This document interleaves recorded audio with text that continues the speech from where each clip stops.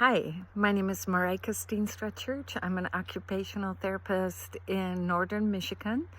And today I wanted to share the interview I did with Josh Stoltz. He's a community director here at Grow Benzie, which is a nonprofit community center that accelerates the impact of grassroots projects, small-scale nonprofit, food and farming enterprises, including a community garden space. They offer sewing classes, informational meetings, farmer markets, winter potluck series. And in 2022, Josh received the Governor's Service Award for Community Impact. So I am interested in exploring entrepreneurship in different avenues, which I will talk about a little later. The purpose of this interview was to find out differences of starting a nonprofit versus a for-profit LLC. And Josh kind of helped me answer some of these questions. So let me explain a little what brought me to this point in my career. My husband and I started our lives together living in a small house on the big island of Hawaii, where we married and lived for 5 years. I became a licensed massage therapist at that time and volunteered at the local hospital where in Hilo, Hawaii, where I first fell in love with OT. We moved back to the mainland so I could pursue my OT degree, and I graduated in 2001. I have worked in a variety of settings, but predominantly in the subacute care setting with the geriatric population. I've done many home assessments, and I've had to confer with my husband, who is a licensed builder, on a few home modifications. He has also relied on my skill set as an occupational therapist in home designs for his customers, specifically to make them handicap accessible. What else? So we built our own home. It took about 2 years to build, and as far as a home assessment, our house would be a bit of a nightmare. There are many steps all over. It's like a Swiss Family Robinson house, but for a family and for that time in our lives, it was appropriate, and still is very much so. So anyhow, during COVID-19, 2 out of our 3 children returned from college, and our oldest daughter applied for a grant from her school to build a small house. My husband and daughter built this together. It's almost done. This reignited our passion for small houses, and in 2023, we visited a tiny home community. This particular community was the idea of Faith Fowler. She's a reverend who started this in a city block in Detroit. So far, they have built 19 out of the 25 houses that were designed for that community.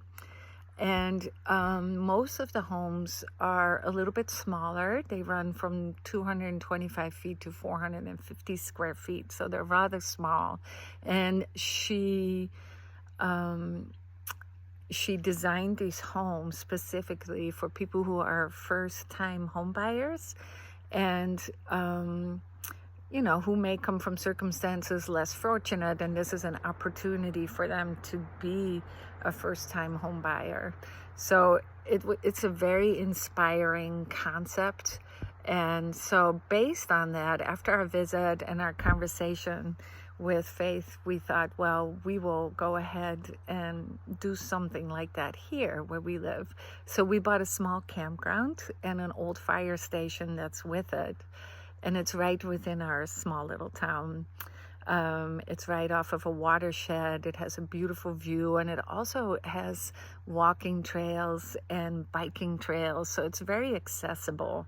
It's within walking distance for people within the community. It's right across from the post office. So it's a great location for a community center, which obviously was part of our thought process.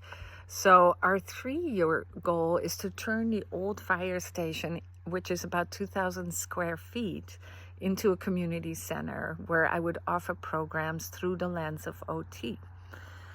with this additional education, I hope to have all the tools I need to design group activities for multiple age groups, to reach out to other professionals about the benefits of OT, provide occupation-based after-school activities, multi-generational skill sharing, and community meals are some of our ideas. This will be a place where people can come together to feel a sense of belonging and agency. I would also offer fall prevention classes and consultations for community members of how to age in place and what community services are available to support people to stay within their own home. Our 5-year goal is to turn the campground into a small house community with homes that we design and build. The community will be multi-generational. The houses will be ADA approved for 100% accessibility with shared resources. For example, the community center could have multiple purposes. The scope of the project is large, and I wanted to ask Josh some questions about setting up a 501c3 and what the benefits and potential drawbacks are. During our interview, Josh stated that when you start a nonprofit, you have to have a clear mission statement. You need to have a board of directors for oversight and to assist with the process to make sure you're operating ethically and responsibly. You need to register your 501c3 with your county and check with your local city or village municipality to see if you can qualify for a tax-free status. You will have to formulate bylaws that support your mission statement and formulate articles of incorporation. You need to open a specific bank account for your nonprofit and make a budget of operating costs and expenses, and also acquire insurance. So one obvious benefit that I had thought of for a nonprofit is applying for grants and asking for donations. Josh pointed out that to count on grants was not a good idea, and instead to make a feasible business plan based on income and expenses, just like you would for a traditional business. This way, you don't rely on grants. So if you don't receive any, you still have a viable business. So he said you will have to think about the time it will take to execute the program, operating hours, and if you will have salaried people on staff.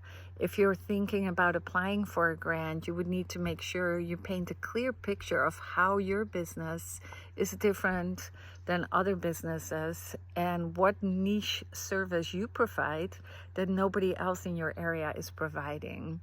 As a community center, you are in essence competing with other local community buildings such as libraries, churches, and other community centers within the area that are not being used at full capacity. He gave me lots of food for thought, and I forgot to ask when I talked to him if I would be able to offer my OT services in his community center, if that ever came about. So I would have asked that if I would have thought about it.